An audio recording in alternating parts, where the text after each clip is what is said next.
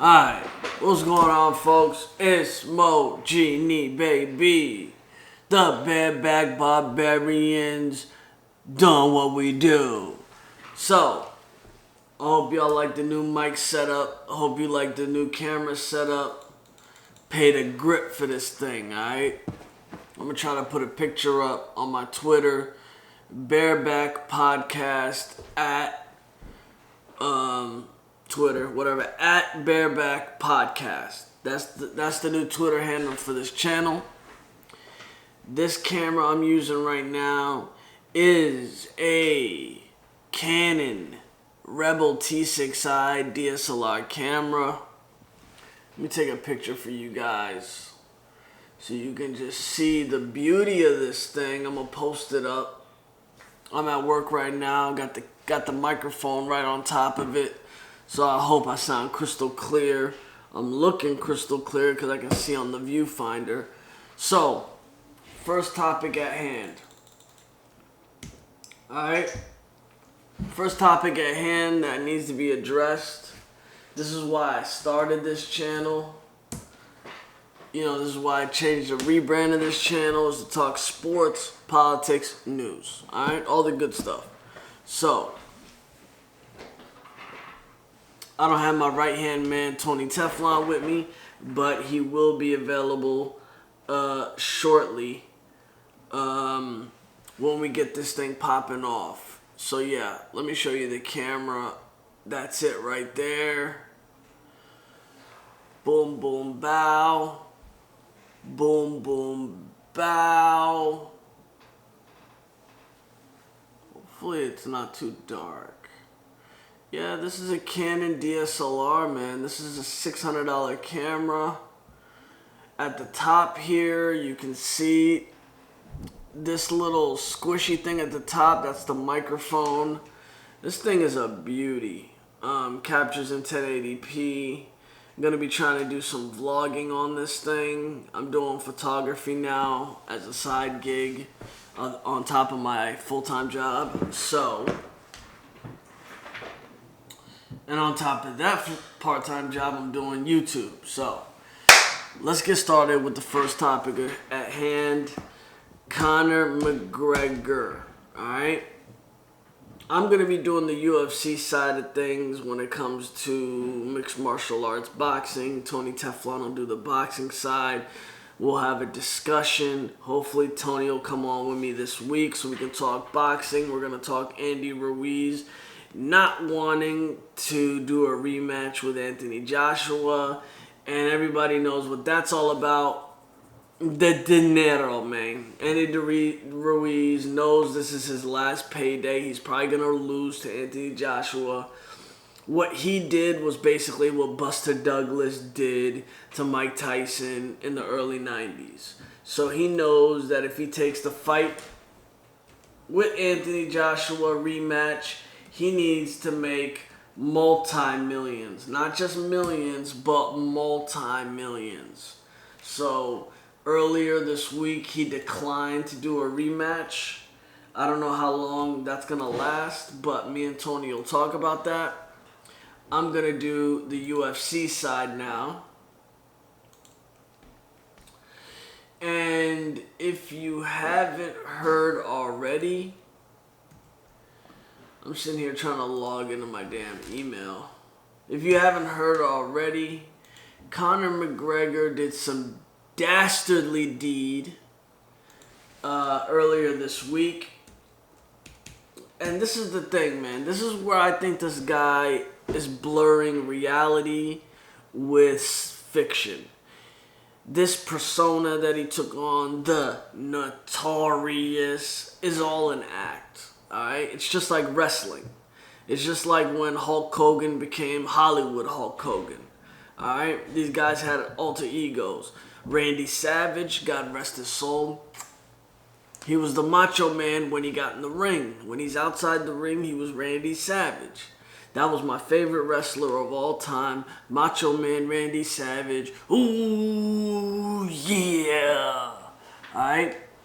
God rest his soul. It's a persona that these guys do when they're trying to sell a fight. But what I think has happened with Conor is his ego's gotten the best of him. Half the time he's drunk, trying to promote his Irish whiskey, proper whiskey, whatever it is. I actually tasted it. It's not bad. But the dude looks like he's drunk 24/7. He's already had an incident in America. He's not an American citizen. He's a UK citizen from Ireland. And he already had an incident where he threw chairs and broke a bus carrying a lot of UFC fighters. I forgot which UFC fighter that he injured. Let me look that up right now. Conor injures UFC bus. Okay, let's look at what he did. Insane alter angle of Conor McGregor bus attack. So yeah, Conor McGregor back in October 4th, 2018. I mean, this guy hasn't even gone a year without having controversy. Alright? This guy threw a chair at a bus, trying to be a tough guy in Brooklyn at the Barclays Center for UFC 223. And I think he was trying to talk shit to Khabib Nurmagomedov, and but Khabib pulled out of that fight. I guess that pissed off McGregor, and then Conor threw a huge metal chair at a bus coming into the Barclays Center. I'm trying to figure out who he injured, because I know one of the UFC fighters sued him for doing what he did. This article's not... Okay, he injured Michael Chiesa in his Twitter from April 5th, 2018. He says a decision was made by the New York State Athletic Commission to pull me from UFC 223. I'm devastated, to say the least. I hope to run this matchup ASAP. So he basically cut the guy's eye because the bus mirror is shattered. And he got in trouble for this. And this dude's ego is so ridiculous. And obviously he's a celebrity, so he basically got away with it. I think he got like a 2-year suspended probation, yada, yada, yada, yada, yada. And now the big news is this guy punched an old man in a pub, in a bar in Ireland. Supposedly, the old man was jawing to him. And no matter what, if somebody talks shit to you, you're a UFC fighter. You have to carry yourself in a professional manner. And I always remember that Mike Tyson and most boxers have to register their hands as lethal weapons. Alright? You can't just go around punching average citizens that don't have chins like UFC fighters, aren't trained to take punches. And on top of that, it was an old man. Like, are you effing kidding me? This dude punches an old man. If you look at the video, I'll try to put a screenshot of it up here when I upload this video. The guy looks like he's 60, 65 years old. You get mad because an old man jaws to you? Are you kidding me, man?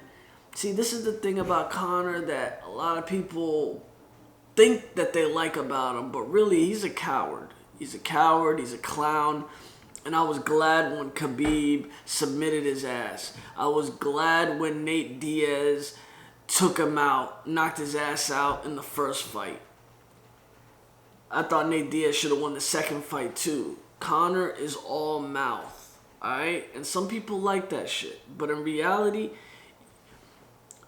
too much controversy, punches old men, other than having a good left hook, a good left jab, his left punch is dynamite. It's like steel. It's like a hammer when it hits you. Other than that, what else does he have for himself, going for himself? His ego is stratospheric. It's ridiculous. I mean, if you look at the video, he's pouring shots for people at the table. The guy's constantly wasted. And I know it's an Irish thing to be drinking and all that, but I think this dude needs Alcoholics Anonymous. The UFC would have cut ties with this guy a long time ago if he wasn't bringing in the cheddar. A long fucking time ago. If you're a Conor McGregor apologist, you're a twat. Punching old men is probably up there with slapping a baby, hitting a baby, hitting a pregnant woman, robbing from an old lady, snatching a purse from an old lady, stealing candy from a baby. I could go on and on and on and on. Alright, punching an old man is just despicable. And I don't know if I can show the video because of YouTube's guidelines on copyright clauses and all that. But that shit was just out of order, yo. Like, I don't get it. I don't get it. The people that worship this dude, after seeing that video, I guarantee he's going to lose a lot of fans because of it. He's going to lose a lot of sponsorships because of it. And I wonder if the probationary period that he has in the United States for throwing that chair at the bus can be retroactively hit on him, even though he punched the man in the UK. He did it in Ireland. I know he is allowed to travel and all that. I don't know if his probation was 1 year or 2 years, but it says in October 2018 that he did this bus incident. So, I mean, he got a pretty lenient sentence. He probably nothing's gonna happen to him of this. The old man's probably gonna sue him. Probably gonna make a cool $5 to $10 million for a civil action lawsuit and get paid. Rightfully so. That's exactly what he should do. So I'm gonna leave it at that with the Conor business. I'm gonna move on to Liverpool FC. Let me tell you a little secret, all right? Liverpool FC, right? We won. I'm a Liverpool fan. European soccer. They play for the English Premier League. We played in the SUPERCUP on Wednesday against Chelsea, who is another English Premier League team. The winner of the Champions League, which was us, Liverpool, plays against the winner of the Europa League. Those are the two European competitions. The Champions League is basically the Super Bowl. The Europa League is basically like the AFC Championship game or the NFC Championship game. So Chelsea won the Europa League, we won the Champions League, we won the Super Bowl, as I'm trying to explain it for American fans. You know, most of you that are going to be watching this that are European soccer supporters from America already know how big the Champions League is. Liverpool have won it for a sixth time now. We're the kings of Europe. We're the best English club in Europe. We have 43 total trophies now because of winning the Super Cup. The next club next to us is Manchester United, who's equally a successful club. They have 42. So people that don't realize, we just surpassed Manchester United by one trophy because we won the Super Cup. We were initially tied at 42 trophies apiece in the history of our clubs. We just surpassed them. So let's talk about the Super Cup.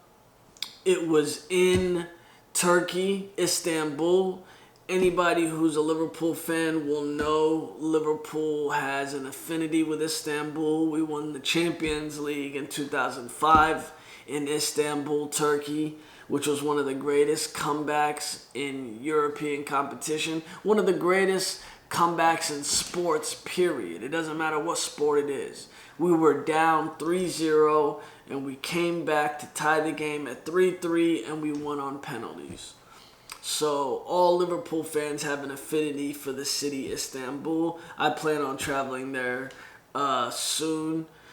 And we played the Super Cup there in Besiktas Stadium. And the game was amazing. Most people will say that nobody takes, the Community Shield seriously, but people damn sure take the Super Cup serious. Alright, the Community Shield isn't even a trophy. That's another little trophy that teams play right before the season starts. The season just started for the EPL last week, so the Super Cup was scheduled for the second week of the Premier League. The game started out good. Chelsea were on the front foot. They started N'Golo Kante, who was a game changer in this game. They started Giroud, unlike what they did against Manchester United last week where they lost 4-0. I think they lost that game because they didn't start Kante, which was a huge mistake. Frank Lampard's a rookie manager. He ended up bringing Kante on in the second half for that game that they lost 4-0 last weekend. But in this game in the Super Cup on Wednesday, he started him, which was a smart move. Kante was all over the place. They had Pulisic starting as well, who's the $50 million new kid on the block that they bought last January. He's an American superstar representing America in England playing for Chelsea. I actually like the kid Pulisic. I hope he can make America a better team in the World Cup, but we didn't qualify for the next World Cup, which is terrible. Which is why U.S. soccer needs to be destroyed, dismantled from top to bottom, and get a new leadership. I would prefer they get some European guys with experience to run U.S. soccer and find the best players in our country. We have 300 million citizens, all right? Most European nations like Portugal, Spain, they don't have huge populations, but they always win the World Cup. Portugal won the Euro because of Ronaldo and Bruno Fernandes. They won the Nations Cup. They got a population of like 10 million. United States has 300 million people. Imagine if our best sportsmen, guys like Tom Brady, LeBron James, Kobe Bryant, Michael Jordan, imagine if all these people would have played soccer instead of playing basketball or football. America would have won the World Cup 1,000,000 times by now. Alright? But our kids, the majority of people that play soccer in the United States are women. When I was younger, I played soccer. It was an amazing thing. I wish I would have continued on playing, but I didn't. But let me try to wrap this video up. Liverpool were down 1-0 at halftime. Olivier Giroud with a great goal. Put it past Adrian, who's our backup goalkeeper right now because our starting goalkeeper, Alisson, got injured last week in the Premier League game. Second half starts. Klopp, our manager, probably the best manager on the planet right now, next to Pep Guardiola, made an amazing tactical decision, brings on Firmino. He didn't start Firmino next to Mane and Salah. He started Oxlade-Chamberlain next to Mane and Salah, which I think was a huge mistake. He brings on Firmino. He brings on... he took off Milner in the midfield 5 minutes after the second half started.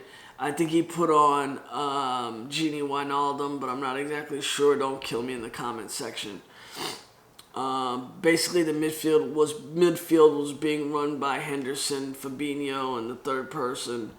But as soon as Firmino came on, we score a goal within 5 minutes of the second half starting. It was a beautiful goal. Firmino lays it off for Mane, and Mane puts it in the back of the net. Boom, equalizer, 1-1. We get late into the second half. Chelsea hit the woodwork. They're attacking. We're attacking. I mean, this was a proper game. I would suggest anybody go to YouTube and search Liverpool versus Chelsea Super Cup. It was an amazing game. It was end to end, much better than the Champions League final in my opinion. But then we score around the 70th minute or so. Let me check it out. Let me look up what time we scored.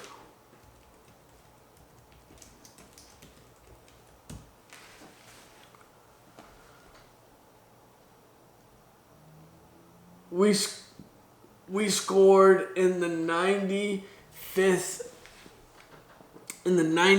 minute. Mane Firmino, who was the game changer, sets up another goal. He had 2 assists. He runs to the byline, crosses over, and cuts the ball back into Mane's path. Mane puts it straight top bins, puts it right past Kepa, who had no chance in saving that. And that should have been the winner. The game should have been over right then and there. I thought it was done. You know what I mean? This was the 95th minute. So in soccer, after the 90 minutes is done, you go to extra time. So we went into extra time because it was 1-1. Mane scores in the 95th minute in the first half of extra time. And I thought that was going to be it. We were going to see it out. All of a sudden, about 5 minutes later, Chelsea get a stupid penalty, which I think was soft as hell. Our goalkeeper came rushing out and barely makes contact with Tammy Abraham, a youngster for Chelsea. The kid made a flop out of it, dived, in my opinion, should have been booked. The female referee, and by the way, this is the first time a female referee took center stage as the lead referee in a soccer match in European competition, in a big European game. She gave them a penalty to add to the drama, but in reality, when you look at the instant replays, camera angles, it was a soft penalty. Adrian, our goalkeeper, barely touched the kid. But he acted like he got shot in the back and like did a somersault and conned the ref into giving them a penalty. Jorginho steps up, takes a nice cool penalty. So we go to penalties. I hate fucking penalties. I hate penalties. Because penalties are a lottery. They're a straight lottery. It's whoever just gets lucky. There's a lot of pressure. The players are exhausted by the time it gets to penalties because they've already played 90 minutes of regular time. Then they played 30 minutes of extra time. And then it goes to penalties. So, first person for Liverpool that steps up and takes a penalty, I believe, was Fabinho. He steps up, ice cold, puts it top bins, buries it. Chelsea step up, they score their first penalty. Liverpool step up for their second penalty. I believe it was Origi. He puts it in the bottom corner. Got it touched by Kepa. Kepa got a hand on it, but Origi's shot had too much power. It went past him. Chelsea went up. They scored theirs. I think it was Jorginho. Either way, last person for Liverpool. Each team gets 5 shots for a penalty, by the way. 5th penalty goes to Mohamed Salah. And, of course, Mohamed Salah buries it.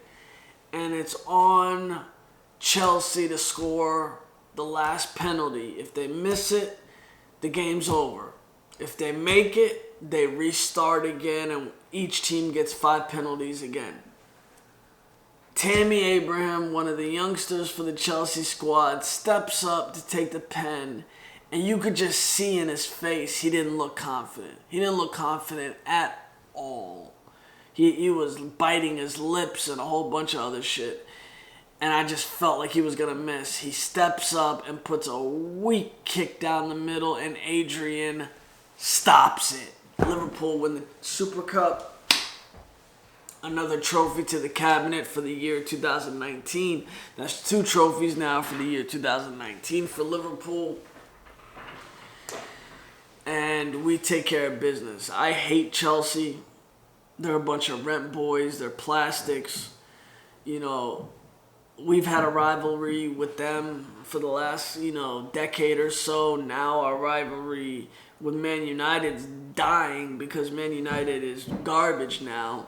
So everybody, Liverpool have a bullseye on their back. Everybody's trying to beat Liverpool. City and us basically are the new rivals in the Premier League. And Chelsea used to be a good rival to us in the last 10 years, but they're having financial issues. They have a transfer ban. That's why they were playing a lot of kids. But we beat ya. So that's my report on the Conor McGregor news and the Super Cup win by Liverpool.